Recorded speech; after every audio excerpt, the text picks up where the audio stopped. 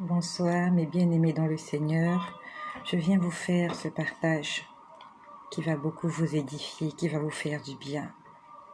Nous sommes toujours le 27 août 2021.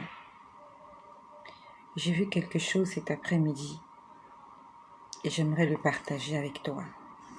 Avec toi qui crois en la puissance de la parole, qui crois en la puissance de la prière. J'aimerais te confirmer, parce que je sais que tu le sais déjà, qu'il y a une puissance dans la parole. C'est pour ça que faisons des efforts pour dire des choses positives, pour faire des déclarations positives pour nous, pour nos familles, pour nos maisons, pour nos pays, pour nos vies. Et avant que je ne vous fasse ce partage de la puissance de la prière que j'ai vu tout à l'heure, j'aimerais parler à un couple. Le Seigneur m'a parlé de ce couple-là, il y a de cela, je crois, 2 ou 3 jours. Lorsque le Seigneur m'a parlé, je crois que c'était hier ou avant-hier, je vous ai fait un partage, que le Seigneur m'a montré une femme qui était mariée et qui avait mis tous ses espoirs en son mari, mais qu'elle n'était pas heureuse, qu'elle était vide. Donc le même soir, le Seigneur m'a parlé d'un couple. C'est un couple de chrétiens. Monsieur et madame croient en Jésus. Monsieur et madame sont des fervents et pratiquants du christianisme. Et le Seigneur m'avait dit que ce couple-là a été appelé au ministère. Monsieur et madame sont appelés pour exercer un ministère.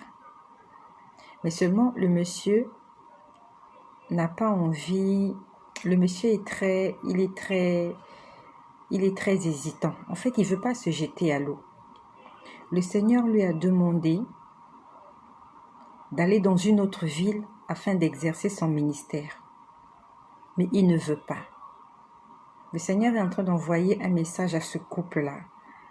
Vous avez été choisis pour être au service de Dieu. Et Dieu vous a demandé d'aller dans une autre ville, donc de voyager, de quitter la ville dans laquelle vous êtes et d'aller dans une autre ville de votre pays pour exercer votre ministère. Monsieur est très hésitant. Monsieur ne veut pas. Il a entendu la voix du Seigneur, mais il ne veut pas obéir. Le Seigneur m'a dit que cet homme va être frappé de paralysie. Je suis en train de parler à un couple chrétien. Il s'agit d'un couple chrétien.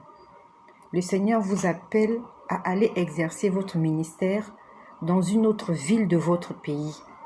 Mais vous ne voulez pas. Beaucoup plus monsieur. Le Seigneur m'a dit qu'il va être frappé de paralysie. Parce qu'il ne veut pas écouter la voix de Dieu. Le Seigneur ne va pas faire cela pour le tuer, non. C'est juste pour le pousser à aller là où sa destinée l'attend. Dans la Bible, nous connaissons l'histoire de Jonas. Plusieurs personnes l'appellent Jonah, mais c'est écrit Jonas. Le Seigneur avait demandé à Jonas d'aller à Ninive, afin d'aller annoncer la repentance au peuple de Ninive. Au lieu que Jonas puisse se déplacer et aille à Ninive, Jonas a pris le bateau pour aller à Tarsis. Nous connaissons l'histoire. Il y a eu des vagues, il y a eu de l'agitation dans la mer. Jonas s'est retrouvé 3 jours dans le ventre du poisson. Le poisson est parti le vomir à Ninive. Et il a exercé son ministère à Ninive. Le Seigneur va te faire passer par une période de perturbation. Et c'est ton corps qui sera attaqué. J'ai vu que tu étais devenu paralysé. Je t'ai vu sur une chaise roulante. Parce que tu ne veux pas obéir à la voix de Dieu. Je ne sais pas si toi qui m'écoutes, est-ce qu'il s'agit de toi? Vous êtes un couple chrétien, le Seigneur vous a demandé de déménager dans une autre ville, mais vous ne voulez pas vous déplacer. J'ai vu le monsieur en chaise roulante. Cela ne s'est pas encore passé. Mais si vous continuez à endurcir votre cœur et à désobéir à la voix de Dieu, ce monsieur-là va être paralysé. Comme il ne veut pas marcher avec ses pieds pour aller annoncer l'évangile là où le Seigneur l'envoie, le Seigneur va le priver de ses jambes. il ne va plus marcher. Donc toi qui m'écoutes, si c'est de toi qu'il s'agit, va là où Dieu t'envoie. Il s'agit de ton mari. Va l'exhorter. Va l'exhorter. N'ayez pas peur. Je sais que c'est pas évident de voyager, je le sais. C'est pas évident de quitter sa ville et de se retrouver dans une ville étrangère. Les débuts seront difficiles, les déménagements ne sont pas faciles. Mais le Dieu qui vous envoie, qui vous a donné cette vision, il vous donnera aussi la provision. N'ayez pas peur. Faites le premier pas. Et le Seigneur va vous assister, il va vous conduire, il va vous diriger.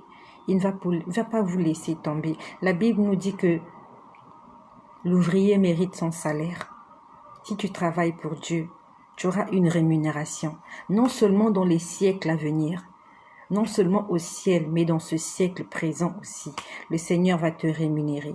Ça, c'était pour ce couple-là. Le Seigneur m'a parlé de vous, je crois que c'était avant-hier, lorsqu'il me montrait cette femme-là qui était dans un mariage et qui souffrait. J'aimerais vous dire quelque chose que j'ai vécu ce midi. Tous les midis, je suis en prière. C'est un rendez-vous. C'est un rendez-vous avec mon Dieu. Tous les midis, je suis en prière. Je t'exhorte à être en prière. Je t'exhorte à faire un planning. Fais-toi un planning. De la même façon que nous mangeons matin, midi, soir. De la même façon que nous nous réveillons le matin à 5 heures, nous vaquons à certaines occupations domestiques. Là, je parle aux mamans, aux femmes. Il faut que nous puissions faire un programme avec Dieu. Que tu puisses dans la journée t'établir un emploi de temps. Tu dis de telle